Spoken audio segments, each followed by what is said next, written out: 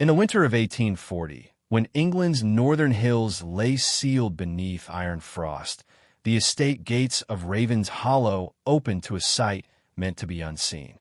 Two girls stood upon the gravel, thin as candle wicks, their heads covered with coarse linen sacks tied beneath their chins. The fabric was the color of old flour and mercy withheld, the sort issued by parish workhouses to spare respectable eyes the discomfort of pity. The elder girl stepped forward first. Though her shoulders shook, her spine remained strangely straight, as if obedience had never managed to bend it. "Mama is dead," she said, voice low but clear, each word pronounced with deliberate care. "We can cook, sir. Please." The plea did not rise or break. It landed, complete and contained, like a letter folded by trained hands. Her younger sister clutched her sleeve, silent, eyes hidden, breathing too fast. Watching from the stone steps was Lord Alastair Hale, steward to the Duke of Northmere and master of Ravensshallow's daily order. He was a vast man, broad-shouldered, scarred across one cheek where a saber had once kissed bone. Rumor had shaped him into something feral, a soldier who returned from India with his gentleness buried beside comrades whose names were no longer spoken. He tolerated neither waste nor disorder, and charity, he believed, was often cruelty wearing perfume. He did not invite them closer. "This is not a parish," he said, his voice carrying the chill of authority rather than anger. "Who sent you?" "No one," the girl replied. "Mama worked once in London, in a great kitchen." She hesitated, then added, "We know how to feed many with little." A servant murmured that pauper children were bold these days. Another laughed softly.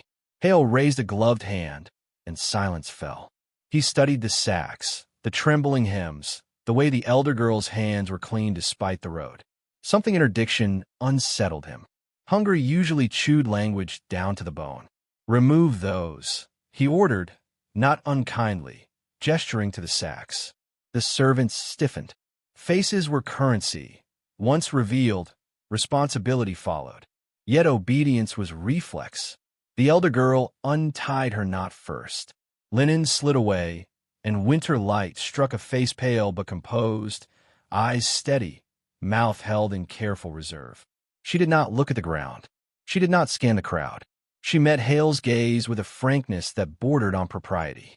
When the younger girl followed, tears streaked her cheeks, her chin trembling.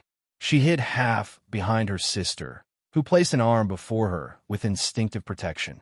Hale felt, unexpectedly, the weight of a memory, a regimental line holding firm while chaos surged. "What is your name?" he asked the elder. "Eleanor," she said. "Eleanor Finch." The surname arrived lightly, as though tried on. "And your mother?" "Mrs. Finch," Eleanor answered. "She cooked. For many years." She paused, then said, "She taught us as she was taught." Hale noticed the way Eleanor stood, heels aligned, shoulders squared, hands still. This was not the posture of the workhouse. This was order learned where order mattered. He asked a question he had no reason to ask. "What did she cook?"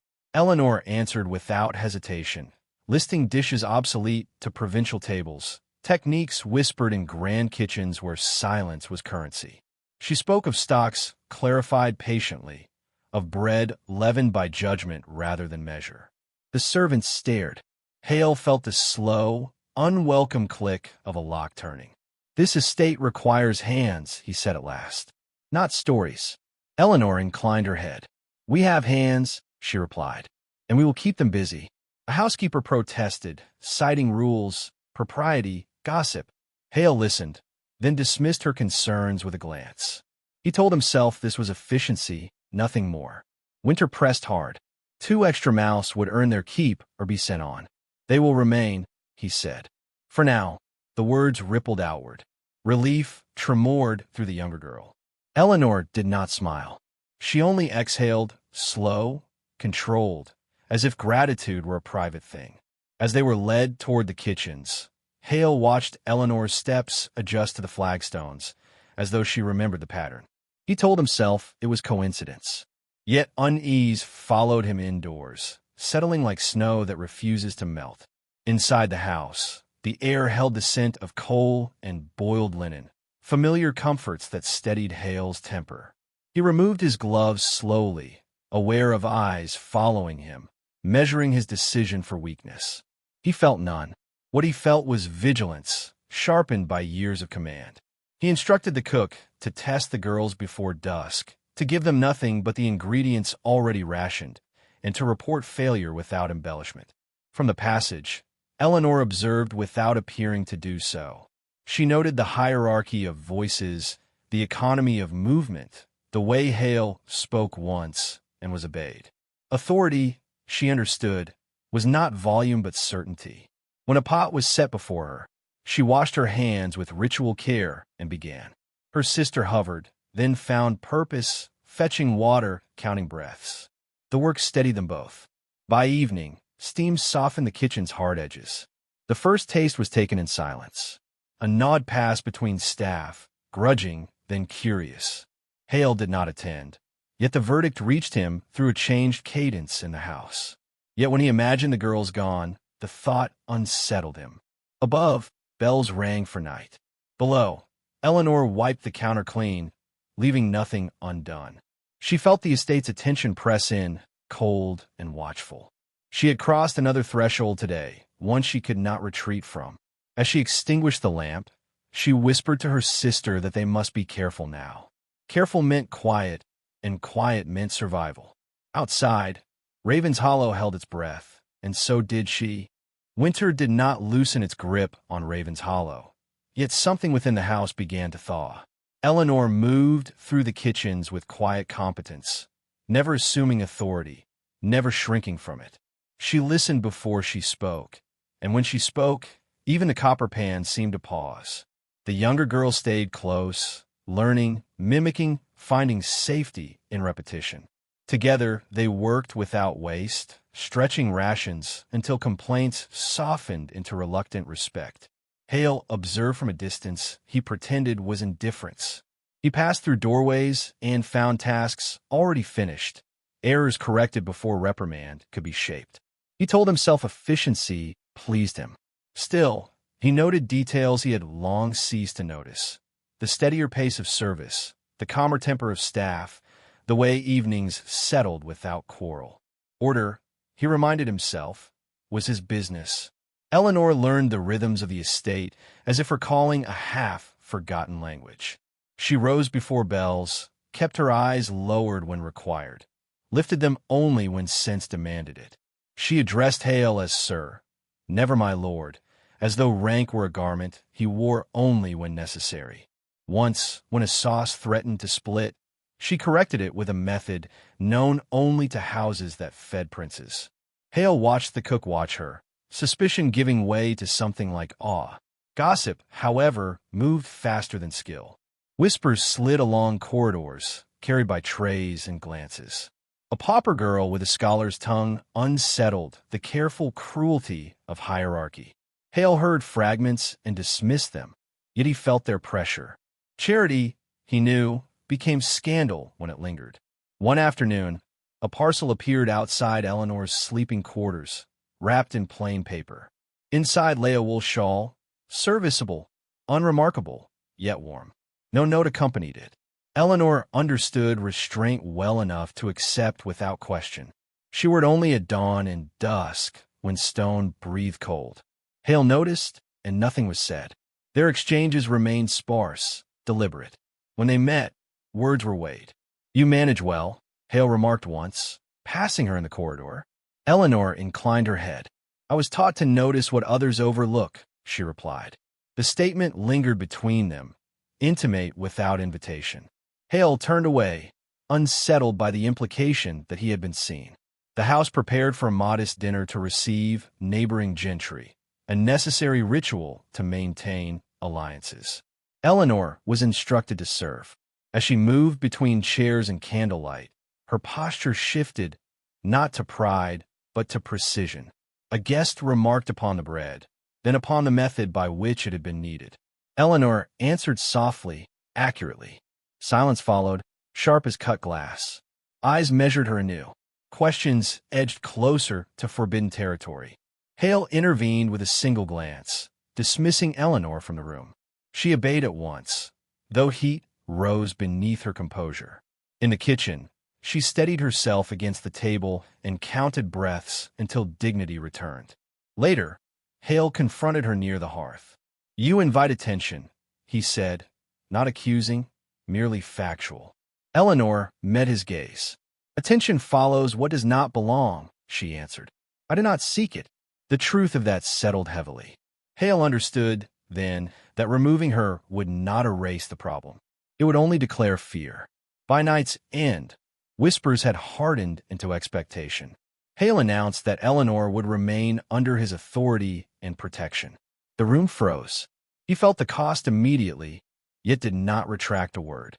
Eleanor, listening from the stair, closed her eyes. Safety, she knew, had become something else entirely. It was decided she would sleep nearer the kitchens, within reach yet under watch, a compromise that pleased no one and therefore satisfied the house. Eleanor accepted the arrangement without comment, though she understood its meaning. Proximity was a leash disguised as protection. Hale, for his part, walked the long gallery that night, boots echoing, aware that every concession rearranged the balance he had maintained for years. He recalled the discipline of campaigns, how small decisions gathered consequence like snowdrifts. In the days that followed, the estate adjusted again. Eleanor was given responsibility for ordering supplies, a task that required judgment and invited scrutiny. She proved exacting, fair, and impossible to corner. When questioned, she answered with figures and calm, leaving no seam for accusation. Hale watched her conduct negotiations with merchants and recognized the skill refined by watching power exercised at close range. The younger girl flourished in the margins, laughter returning in brief, astonished bursts. Eleanor cautioned her gently, reminding her that happiness, like warmth, must be rationed here. Hale overheard this once and felt a tightening he could not name. He resolved to ensure the child's schooling, an intention he framed as duty, though it felt like promise. Pressure mounted as visitors lingered longer than intended, curiosity thinly veiled as civility. Hale refused invitations that would expose Eleanor to further inspection, a refusal that itself became comment. He told himself he defended the household, not the girl. Yet when a letter arrived hinting at inquiry, he burned it without reading, an act that surprised him with its finality. Eleanor sensed the shift and approached him with measured candor. She thanked him for the shawl, naming it without accusation. Hale inclined his head, acknowledging nothing and everything. "You are safe here," he said, the words weighted by resolve. Eleanor considered him, then replied, "Safety is never without cost, sir." Their eyes held, a compact formed without ceremony. That night, snow fell again, thick and silent. Eleanor stood at the window and understood that remaining meant being seen, and being seen meant reckoning. Below, Hale paused in the courtyard, looking up at a light he had not ordered extinguished. He did not wave. He did not turn away. Between them stretched a future neither had chosen, yet both now guarded.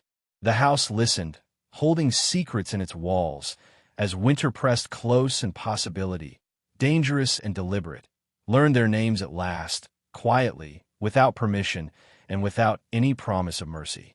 Spring announced itself at Raven's Hollow, not with birdsong, but with the soft retreat of frost from stone, revealing paths long hidden beneath endurance.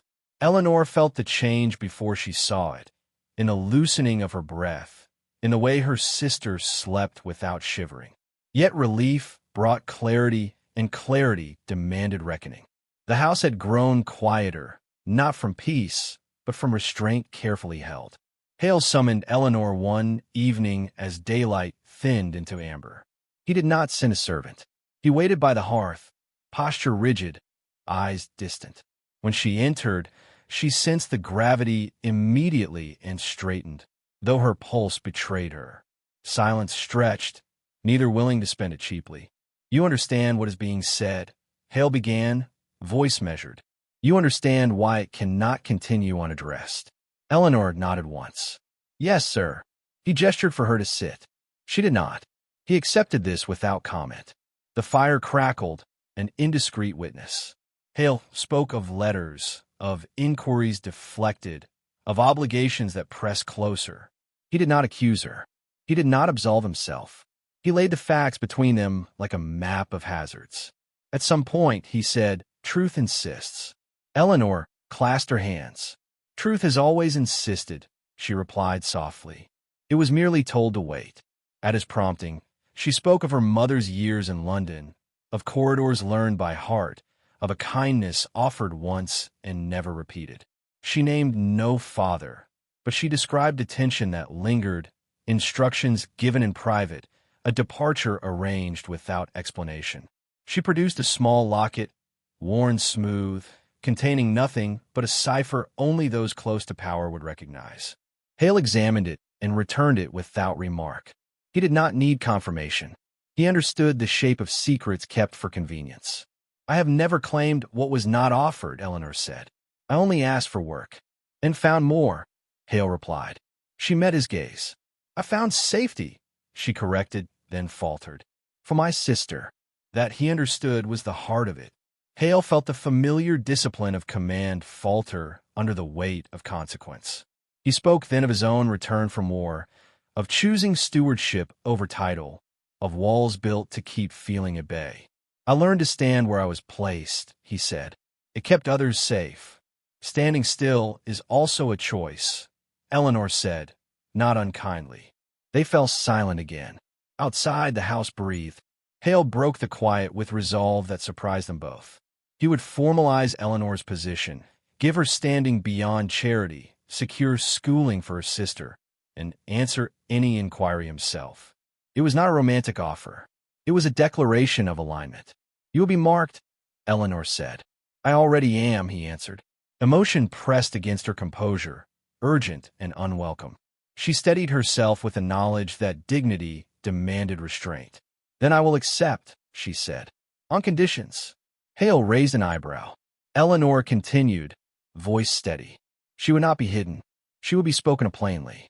And when the time came, she would decide her future without coercion. Hale considered, then inclined his head. Agreed. In the days that followed, the estate adjusted one final time. Eleanor's authority was named, her presence acknowledged. Some disapproved and left. Others stayed and adapted. Hale did not soften. He simply endured, a trait Eleanor recognized as devotion in its purest form. A letter arrived, bearing a seal that once would have commanded silence. Hale read it, then invited Eleanor to do the same. It asked nothing directly and promised nothing honestly. Eleanor folded it and handed it back. "I am finished waiting," she said. "So is he," Hale replied with courtesy sharpened by truth, declining engagement and asserting stewardship as shield. The response was sufficient. The pressure eased, not removed, but redirected. On a clear morning, Hale walked with Eleanor along the thawed path. He spoke then, not as steward but as man. He spoke of companionship chosen, not bestowed. He asked nothing immediate. He offered constancy. Eleanor listened, heart full, and answered with honesty shaped by care. "I will not be an ornament," she said. "I would not keep one," he replied. They stopped beneath a tree newly budded, the air alive with promise. Eleanor looked at Raven's Hollow, at the windows warmed by sun, at the future made by courage and caution intertwined. She placed her hand in his, briefly, deliberately. It was enough. That evening, Eleanor wrote her name into the household ledger with steady hand. The younger girl read beside the fire, safe and certain. Hale watched from the threshold, understanding that love, when earned, was not loud. It was a decision renewed daily. Outside, spring took hold, not dramatic, but enduring, and Raven's Hollow stood witness to a union forged not by claim, but by choice, deliberate, dignified, and quietly unassailable at last.